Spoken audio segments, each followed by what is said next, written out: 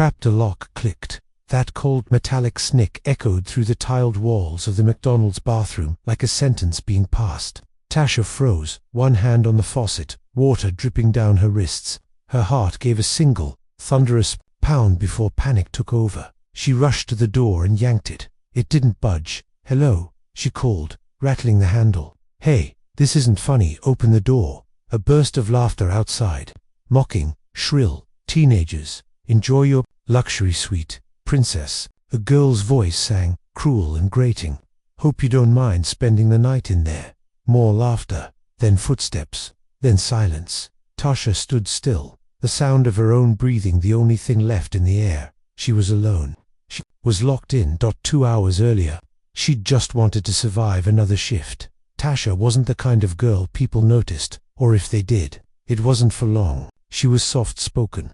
She wore oversized black hoodies and kept her curly hair in a tight bun under her McDonald's cap.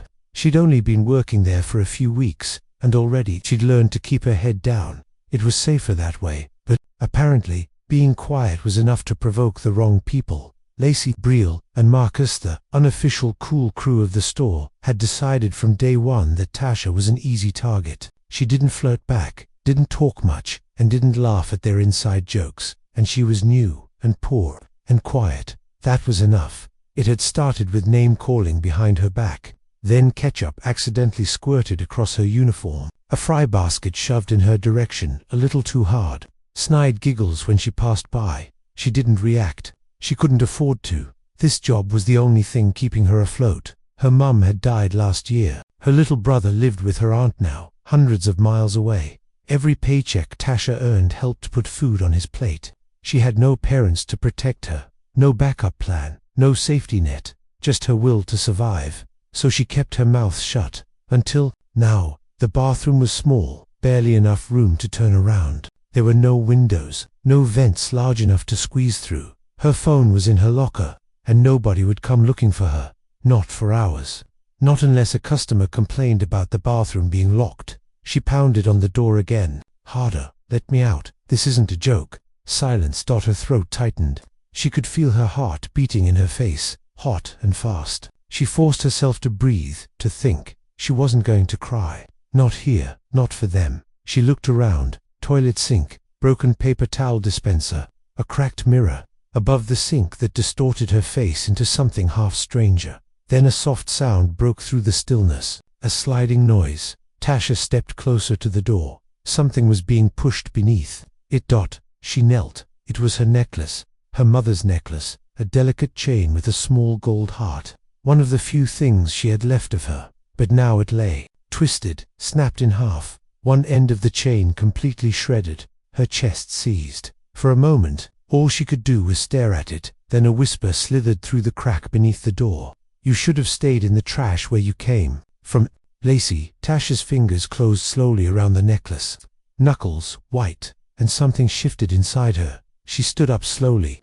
The fear was still there, but something bigger was rising behind it. A heat, a rage, a refusal that she was done being walked over, done swallowing tears and pretending it didn't hurt, done letting people like Lacey stomp on what little she had left. She scanned the room again, this time with a different eye. That soap dispenser. It looked old, rusted. Around the bolts, Tasha grabbed it, braced one foot on the wall, and yanked. The whole thing came off with a shriek of metal and plaster. It was heavy in her hands, sharp edges and solid steel. She turned toward the door, and she hit it. Once, twice, over and over. Boom, boom, boom. With each slam the door vibrated. The lock bent. Her palms bled. Finally, with one last, primal scream, the latch snapped, and the door burst open. She stumbled into the hallway. The fluorescent lights flickered above. Somewhere, a timer beeped in the kitchen. No one saw her. No one noticed. Tasha gripped the soap dispenser like a weapon and walked straight to the employee area. Her eyes were dark now, focused, burning with something fierce. She pushed through the swinging kitchen doors. Lacey and the others were by the fryer, phones out, grinning over some TikTok. They didn't even glance up at first. Tasha walked right up and slammed the soap dispenser down on the steel prep counter. The sound cut through the kitchen like a gunshot. Lacey jumped. Brielle gasped. Marcus stepped back. Tasha leaned in. Her Voice was soft, controlled, deadly calm. "You locked me in," she said. "You broke my mom's necklace. You laughed. You thought I'd stay quiet." The room was silent. "I'm done being quiet." She turned and walked out, leaving the broken dispenser behind her. Straight to the manager's office. 10 minutes later, the storm broke. The manager, Mr. Danvers, pulled up the security footage. The camera above the bathroom hallway had caught everything: Lacey laughing, Marcus standing guard, Brielle whispering and giggling. All of it. Lacey denied it. "Just a joke." She snapped. "She's being dramatic." Marcus mumbled something about not meaning it. Brielle cried. But the footage didn't lie. Nor did the cut on Tasha's palm, or the bent metal lock, still swinging off the bathroom door. Mr. Danvers didn't wait. "You're suspended," he said. "All three of you, until further notice." The trio exploded in protest, but Tasha didn't hear them. She was staring at her hands, at the broken chain she still held tight in her fist. She stepped outside just before sunset. The street was gold and quiet. Her hands were sore. Her shirt was stained with sweat and blood, but her head was high. Her phone buzzed. A message from her aunt. "Your brother says thanks for the food card. He misses you." Tasha smiled, but it wasn't soft, it was sharp. She wasn't just going to survive anymore. She was going to fight. The secret they never saw coming. The suspension barely lasted 3 days. That's how long the district manager took to investigate. Then, just like that, Lacey, Brielle and Marcus were back behind the counter smiling, flipping burgers, and acting like nothing had happened. But something had. Something deep. And it was still burning inside. Tasha Dot, from the moment they walked back in, she could feel the shift in the air. They didn't look at her right away. Didn't talk to her either. But she felt their presence, tight-lipped eyes watching. Tension crawling along the walls of the kitchen like static before lightning strikes. Tasha didn't speak. She kept her eyes forward.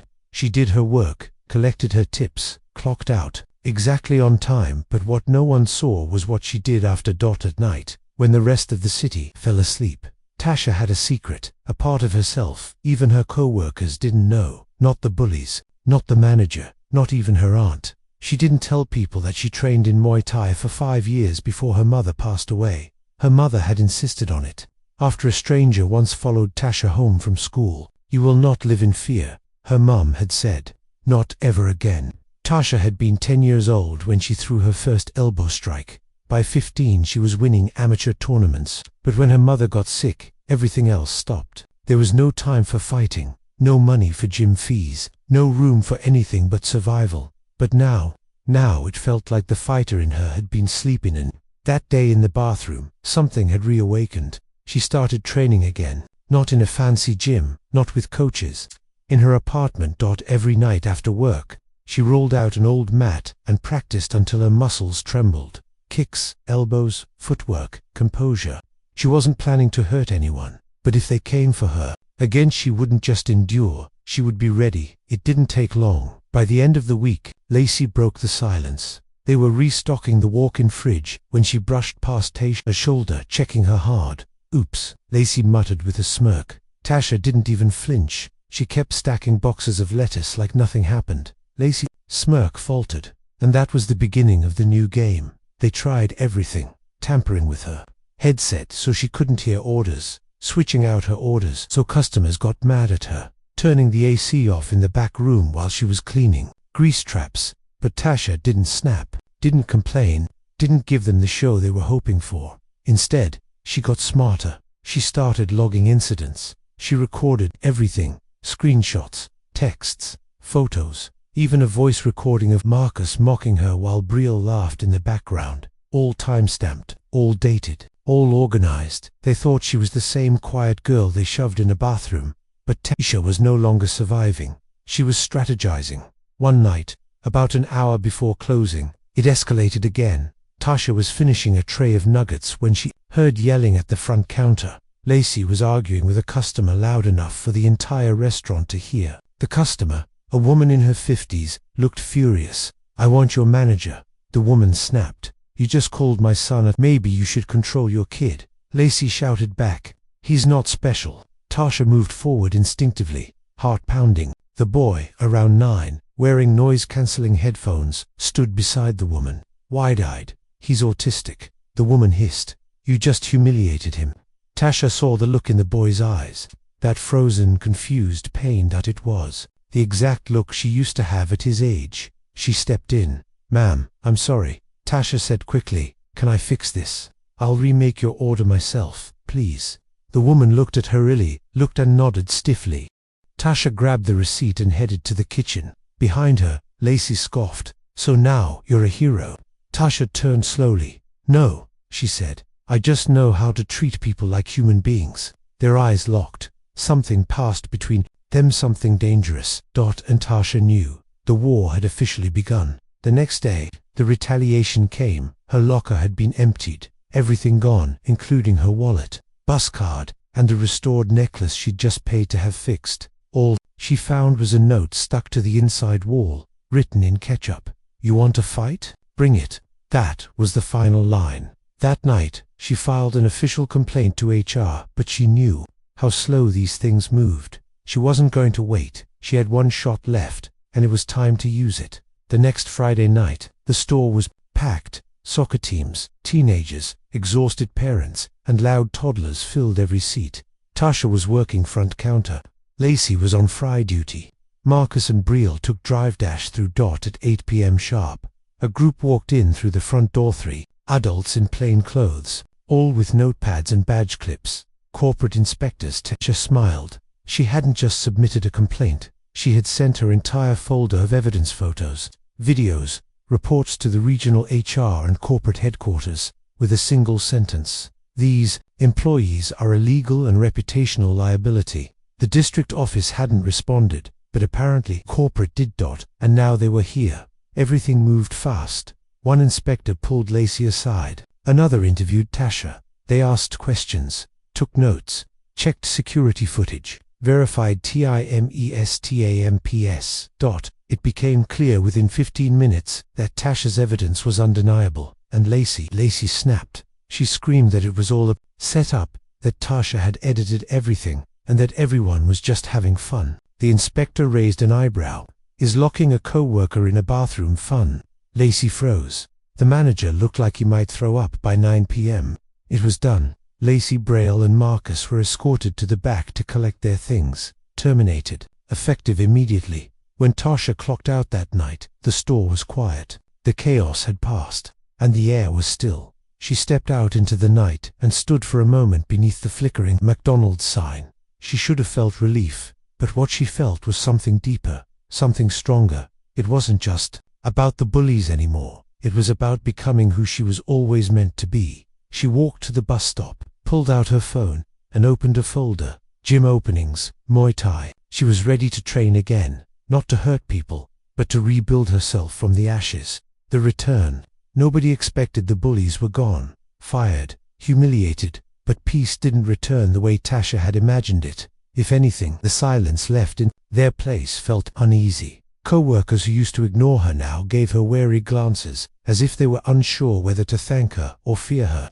The manager, Mr. Danvers, became strangely formal, too polite, too cautious, like he was walking on eggshells. No one said it out loud, but Tasha could feel it in the air. They knew what she'd done. She had taken down 3 staff members, and even though it was justified, even though they deserved it, her quiet strength made people nervous now. Still, she didn't care. She was done shrinking to make others comfortable. Outside of work, something beautiful was beginning. She joined a small Muay Thai gym 5 blocks from her apartment. Nothing fancy, just concrete floors, worn-out pads, and a coach named Anya who didn't care how long she'd been away. "You fight like someone who's seen too much, too young," Anya said after their first spar. Tasha simply nodded. She trained 3 nights a week. Her body ached in ways she hadn't felt in years, but she loved it. The rhythm, the sweat, the control, the way each strike didn't just hit pads, it released something. Pain,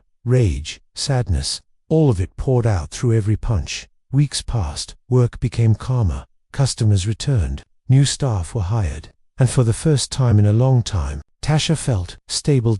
Until the night Brielle showed up again. It was a Thursday evening. Tasha was sweeping near the soda machines when the door opened and a gust of summer air swept in. At first, she didn't look up, but then came that voice, high, nasally, and full of fake sweetness. "Well, look who's still here." Tasha turned slowly. Brielle stood at the counter in full makeup and fake lashes, flanked by two girls Tasha didn't recognize. Her lips curled into a smirk as she placed an order. "Large fries, and make sure they're not burnt like your career," she said loud enough for everyone to hear. The girls behind her laughed. Tasha said nothing. She tapped the order into the screen, calm and blank-faced. She'd seen this before. The bully who couldn't accept her fall. Brielle kept coming. Once a week, always with new friends, always with taunts. "You missed your calling, should have been a janitor, not a cashier. You think anyone's scared of you because you got us fired?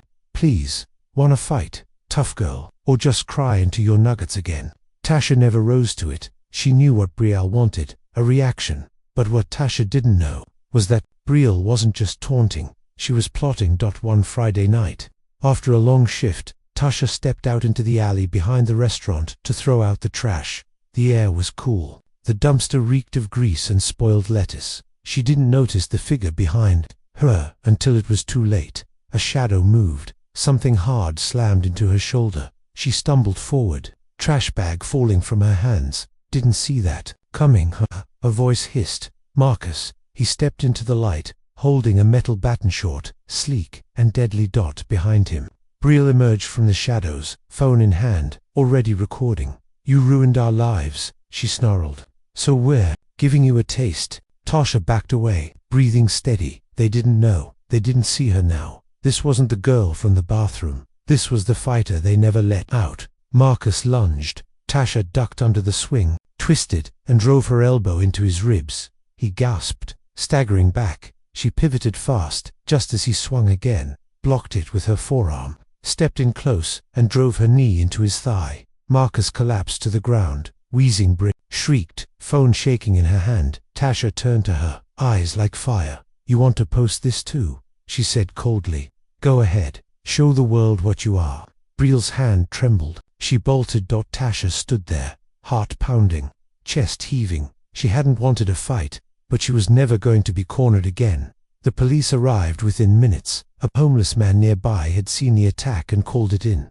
Tasha gave her statement, calm, clear, with bruises on her arms and a split lip to back it up. Marcus was arrested on the spot for assault with a weapon. Brielle ran, but her phone recording was enough for the cops to track her down later. This time, it wasn't suspension. It was charges. The next day, Tasha returned to work with a bandage on her lip and a black hoodie pulled over her head. As she stepped into the staff room, her co-workers turned to her. And for the first time they clapped. Every single one, even Mr. Danvers, stood up and nodded. "You didn't just stand up for yourself," he said. "You stood up for what's right.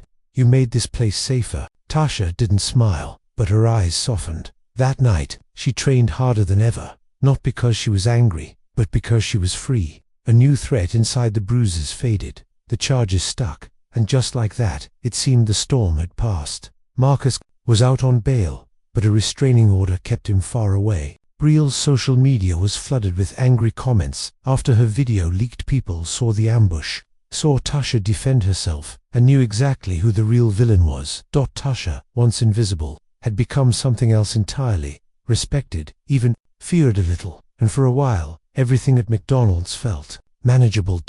No more cruel pranks, no more locked doors, no more whispered insults in the back kitchen. But peace has a funny way of disguising danger, because while Tasha had been fighting bullies, something darker was happening inside the store, something hidden under her nose. It started with the register. One Sunday night, near closing, Mr. Danvers called her into the office. His face looked tight, like he'd swallowed bad coffee. "Tasha, quick question," he said. "Did you handle drawer 3 during your shift?" She nodded. "Only for 2 hours though. Karen took over after me." He leaned back, tapping his pen against a file. "We're short again. $70 missing." She frowned. "I counted it. Everything was correct when I logged off." Danvers nodded slowly, but didn't say more. It was the first time her honesty had been questioned in months, and something about his tone felt off. Over the next 2 weeks, more things went missing. Not just cash inventory too. Bags of patties, a whole case of fry oil, boxes of takeout containers. The weird part, no signs of break-in, no camera footage, no missing deliveries. It was all internal. Someone was stealing and they were doing it smart. Tasha kept her eyes open. She paid attention to the schedules, the behaviors, the excuses, and one name kept standing out: Joel.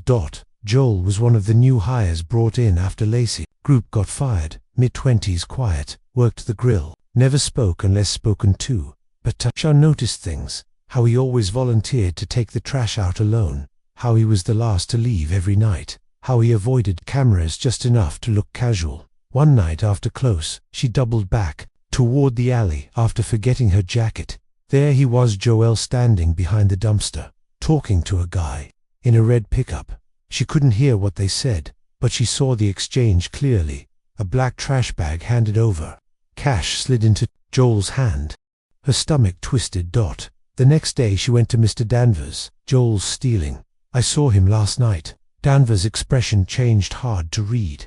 Not shock, not anger, more like calculation. He tapped his desk slowly. I'll look into it, but something in his tone made her skin crawl. She couldn't sleep that night. Something about Danvers' reaction didn't sit right. She trusted her instincts now, and they were screaming. So the next night, Tasha did something she hadn't done in a long time. She called Anya, her Muay Thai coach. Do you know anyone good with tech? She asked. By the next evening, her phone had a new app secretly connected to a discreet pinhole camera.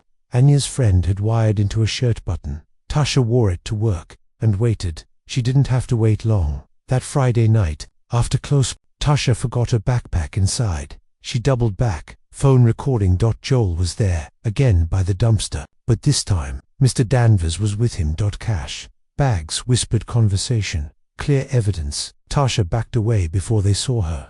Her hands shook, but she smiled. She had them. The next morning she uploaded the video anonymously to corporate HR and the local police tip line. Then she waited and waited, but nothing happened. No calls, no emails, no police at the store.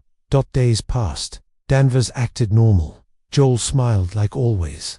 That's when it hit her. Someone at the top was protecting them, and now that she'd seen it, they probably knew. Late one night, after her shift, Tasha got off the bus and walked the final block to her apartment. That's when she saw it. Her front door cracked open. Her stomach dropped. She never left it unlocked. Never. She stepped forward cautiously. The lock was smashed. Her living room tossed. Couch cushions cut open. Drawers dumped out. Her gym bag missing.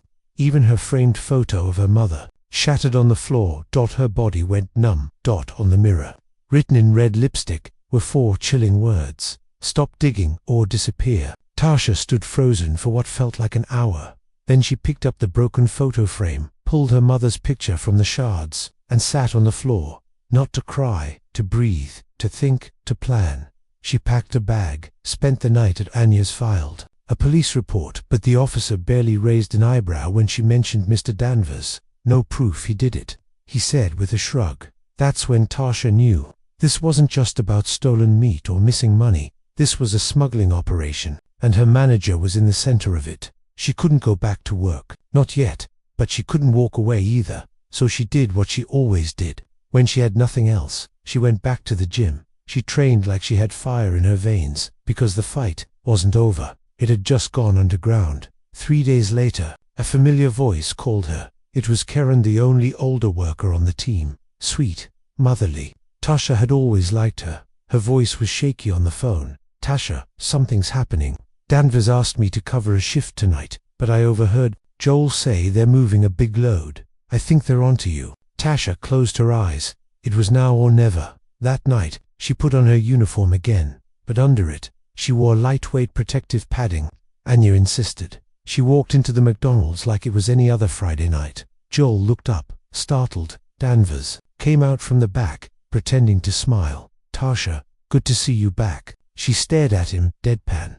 I just came for my last paycheck. His eyes narrowed, but before he could speak, the front doors burst open. 2 plainclothes officers stormed in, hands in the air. Don't move. Tasha stepped back, heart hammering. Anya's tech friend had helped her send the footage again, this time with GPS metadata, voice transcripts, and anonymous witness statements from Karen. This time, it had stuck. Danvers didn't go quietly. He shouted, cursed, called it a setup. Joel ran to be tackled halfway through the parking lot. The other staff stood frozen, jaws open, and she walked to the front counter, calmly picked up her last check. and nodded to the nearest officer. "You missed something," she said, pointing to the basement freezer. "That's where they found the rest of the stolen goods, and more evidence of trafficking, smuggling, connections to a larger ring, all run through a franchise McDonald's." That night, she sat outside with Anya and Karen under a sky full of stars. Neither of them said much, but Karen finally looked over and said, "You're not just strong, you're relentless." Tasha smiled faintly. "I just don't run anymore." Eyes in the shadows for a few days, Tasha felt something she hadn't felt in years. Victory. Danvers and Joel were arrested, exposed, and publicly shamed. Local news picked up the story. Fast food franchise used for trafficking, to arrested in sting operation. Though her name was kept anonymous, anyone who worked at the McDonald's knew who had brought them down. Karen hugged her tightly. Outside the store, near the parking lot where sirens had flashed just days before, "I've worked 20 years in that place," she said, "but I never saw anyone stand up like you did." Tasha smiled, but it didn't reach her eyes, because even as the store reopened under new management, even as corporate installed new cameras, security locks, and replaced nearly the entire night crew, Tasha couldn't shake the feeling that someone was still watching. It began with small things: her phone buzzing with random calls, no caller ID, her front door rattling once at 2 a.m., though no one was there when she checked. A dark sedan parked across the street for 2 nights, straight engine off, windows tinted. Maybe it was paranoia, or maybe not, because just when she began to think it was all in her head, a letter came. No stamp, no address. Just slid under her door. It read, "You should have stayed silent. You don't know who you just crossed." No signature, no fingerprints, no smudges, just dread. She took it straight to the police. The detective, assigned to Danvers, cast Detective Nolan, took one look and exhaled slowly. "We believe Danvers and Joel were part of something bigger. We're still digging, but we think there's a network, maybe even gang affiliations." Tasha's heart thumped. "So what happens now?" Nolan rubbed the back of his neck. "We're offering you relocation, protection temporarily. We don't know how deep this goes." Tasha stared at the paper again, then looked him straight in the eye. "No," she said, "I'm not running." That same evening, she packed her things. Not to flee, to prepare. She moved into a spare room at Anya's gym, an old utility closet, converted into a resting space with a mattress, punching bag, and sink. There, she trained like her life depended on it, because it might. One night, as the rain lashed the windows and the air inside smelled of sweat and liniment oil, Tasha woke to a noise. Soft, deliberate, footsteps in the gym. She rolled off the mattress silently, heart hammering. She crept toward the door, barefoot, listening. There by the front desk, a tall figure in a hoodie, back turned, messing with the computers. Tasha stepped forward, slow, measured, then lunged. She grabbed the figure's arm, twisted it up, and slammed them against the wall. But as the hood fell back, she gasped. It wasn't a stranger, it was Marcus. His face was bruised, thinner than before. His hands trembled. "I'm not here to fight," he said quickly. "I'm here to warn you." She didn't let go. "Talk fast. They're watching you. Not just from here, from the outside. The people Danvers worked for, they don't forgive. They think you're a problem, a threat. Why are you helping me?" She snapped. He looked at her, ashamed. "Because I was a pawn too. Real Danvers. They fed me lies. I hated you because I didn't want to hate myself." He handed her a phone. "This is one of Danvers' old burners. He used to text Mr. R through it." Tasha raised an eyebrow. "Mr. R, the guy behind it all, ruthless. If he knows your name, he doesn't forget it." Tasha took the phone. "Then I'll make sure he doesn't forget mine." The next day, she met with Detective Nolan again. They went through the burner, and what they found chilled her. Drop locations, photos of license plates, cryptic messages from R, even a surveillance photo of her, taken outside Anya's gym. Looked rattled.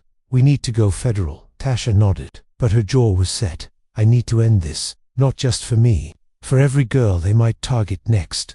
The sting operation was simple. Tasha would pose as a new recruiter, clean employee, who could help transport goods. The bait would be a fake shipment, and the meeting would be set at the original McDonald's loading dock after hours. Surveillance vans would be nearby. Nolan would be watching, and Tasha would wear a wire. She agreed, but under one condition. "I go in alone, no weapons, no backup, until I say the words, midnight fries." "Got it." They agreed. Reluctantly, the night arrived. Rain poured down. She stood at the dock in her old McDonald's hoodie. Heart THUDDING. Then, at exactly 2:03 a.m., a black SUV pulled up. Two men stepped out. One tall, broad-shouldered, scar across his face. The other lean, cold, dash-eyed. Neither spoke. The tall one approached, glancing around. "You the new girl?"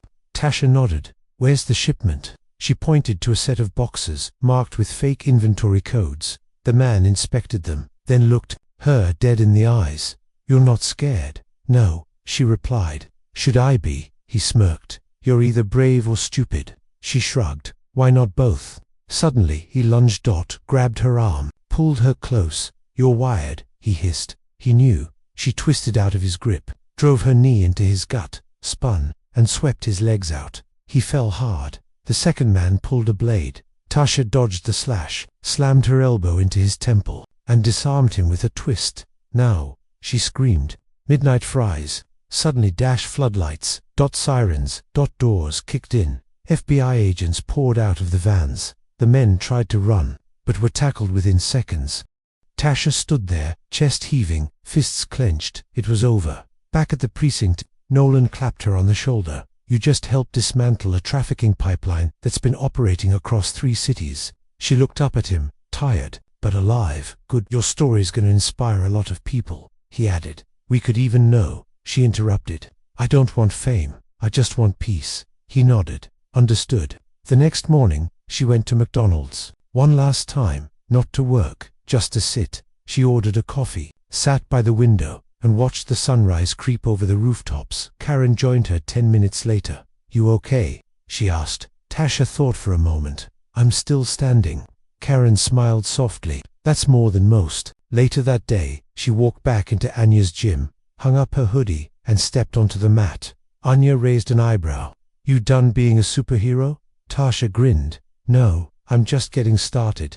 The girl in the mirror, they say justice brings peace. But for Tasha, the real war had never been against Joel or Danvers or Mr. R. It was against silence. The silence of a little girl afraid to speak. The silence of teachers who looked away. The silence of classmates who laughed as she cried in bathroom stalls. She had broken that silence, shattered it. But somewhere deep inside her, the echoes remained.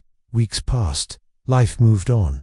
The McDonald's reopened under new leadership. The entire old staff, apart from Karen and 2 others, were gone. Anya's gym got a wave of new sign-ups, half of them inspired by the girl who took down a trafficking ring with her bare hands. Detective Nolan checked in occasionally. Even Marcus sent a message through, Karen apologizing again and saying he'd enrolled in therapy. But Tasha wasn't interested in headlines or apologies anymore. She needed something else. Closure. She took the bus to the west side, back to the neighborhood where she'd grown up, where the pain began, where her mother had worked 2 jobs to feed her, where she had learned to be small, invisible. It had been years since she'd returned. She stood in front of her old elementary school now, with a fresh coat of paint and a new sign. Tasha walked the halls like a ghost, blending into memories, past the library where she hid during recess, past the stairs where her hair had once been pulled, and finally, to the 3rd-floor bathroom. The one where she'd been locked in, the beginning of everything. The door creaked as she stepped inside. Same tiles, same stall in the corner. She pushed it open slowly, half expecting to see her reflection from the past, staring back at her. Instead, just silence. But this time, it was her silence. Not theirs. She closed the stall door behind her and sat. Let herself feel it all one last time. The fear, the shame, the loneliness. And then she reached into her bag and pulled out a single item. A photo of herself at 10 years old. Eyes wide, shoulders hunched, clutching a backpack like a shield. She pinned it to the inside of the stall door with a piece of tape. Then, using a marker, she wrote around it, "You survived. You fought back. You are not forgotten." Tears welled in her eyes, but not from grief. From freedom. When she stepped out of the bathroom, a teacher noticed her and asked if she was lost. "No," Tasha said, smiling. "I just came to leave something behind." Later that evening, she met Karen for dinner. It wasn't fancy, just burgers and fries at a quiet diner. Karen looked at her carefully. "You seem lighter." "I buried a ghost," Tasha said, "and forgave someone." Karen raised an eyebrow. Who? Tasha smiled. Myself. In the weeks that followed, Tasha began volunteering at a local youth center, not to talk about what happened to her, but to teach what she had learned, how to speak up, how to defend yourself, how to build strength without losing softness. Girls came to her afraid. They left empowered. She never asked them to share their stories. She just told them, I know what it's like to be small, but small doesn't mean powerless. Then, one evening, while locking up after a self-defense class, a girl named Nevaeh stayed behind. Tasha turned and smiled. Forgot something? The girl hesitated. I saw your name online, she said softly. I know who you are. Tasha paused. And what do you think? I think you're brave, Nevaeh whispered.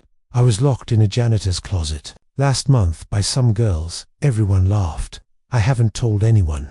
Tasha stepped closer, her voice gentle. You just did. The girl burst into tears. Tasha wrapped her in a hug, and in that moment, she understood. Her fight had never been about revenge. It had been about making sure no one else felt alone like she once had. Months passed. One afternoon, as spring bloomed, across the city, Tasha sat on a bench outside the McDonald's where it all began. She wore her hoodie, sipped her coffee, watched people walk by. The store was quiet now, peaceful, ordinary, and that was a miracle. A kid rode by on a scooter and stopped to stare. Hey, he asked, are you the girl from the news? Tasha smiled. I'm just a girl who used to be quiet. Cool, he said, then zoomed away, and she laughed. Later that night, she wrote in her journal for the first time in a while, to the girl who was locked in that bathroom, you weren't weak. You were waiting to grow strong enough to fight back. Now you have, and you're never going back. The end.